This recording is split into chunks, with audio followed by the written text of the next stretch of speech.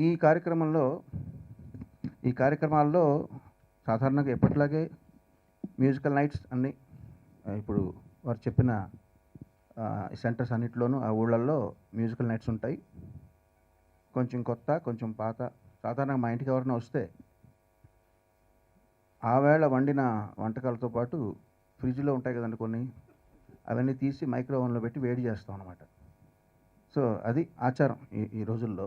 So అట్లాగే కొంచెం కొత్త, కొంచెం పాత మిక్స్ చేసి ఎవరికి ఏది కావాలో పెద్దవాళ్ళు, పాత తరం వాళ్ళు, పాత పాటల్ని ఎంజాయ్ చేసేవాళ్ళు వాళ్ళని, అలాగే కొత్త తరం వాళ్ళని అలరింపు చేయడానికి నేను, నాతో పాటు కొంతమంది యంగ్స్టర్స్,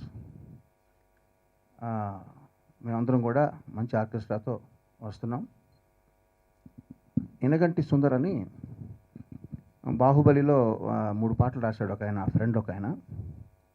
అతన్ని కాంటాక్ట్ చేసి మీరు ఈ లోపల మీకు ఏమైనా ఫర్మాయిష్ అంటే ఇదివరకు మీరు కోరిన పాటలని వచ్చేది రేడియోలో కార్యక్రమాలు వచ్చేవి. నాకు చాలా ఇష్టం ఆ కార్యక్రమం. అంటే ఏదైనా పాట అడిగి ఈ పాట కోరిన వారు ఫలానా గుంటూరు నుంచి లక్ష్మి, రాంబాబు, అశోక్, లేదా కాకినాడ నుంచి సోమేశ్వర్, జాన్ ఇట్లా చెప్పేవారు. చాలా థ్రిల్లింగ్గా ఉండేది. సో మీకేం కావాలో, మీకేమైనా స్పెషల్గా ఈ పాట నేను కంపోజ్ చేసిన వాటిల్లో వినాలనుకుంటే ఇనగంటి సుందర్ని మీరు ట్విట్టర్ ద్వారా ఆ అకౌంట్ ద్వారా మీరు కాంటాక్ట్ చేయొచ్చు. ఆ డీటెయిల్స్ ఇక్కడ ఇస్తాం ప్రెస్ వారికి, మీడియా వారికి.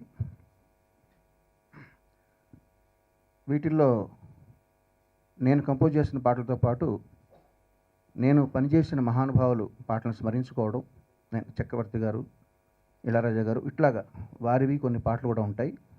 ఎప్పటిలాగే ఉండే ఐటమ్స్తో పాటు కొన్ని సర్ప్రైజ్ ఉంటాయి. ఆ సర్ప్రైజెస్ చెప్పకూడదు కాబట్టి ఎనీవే జనవరిలో ఎప్పుడెప్పుడు వద్దామని నేను కూడా ఆతృతగా ఎదురు చూస్తున్నాను. అందరికీ ధన్యవాదాలు.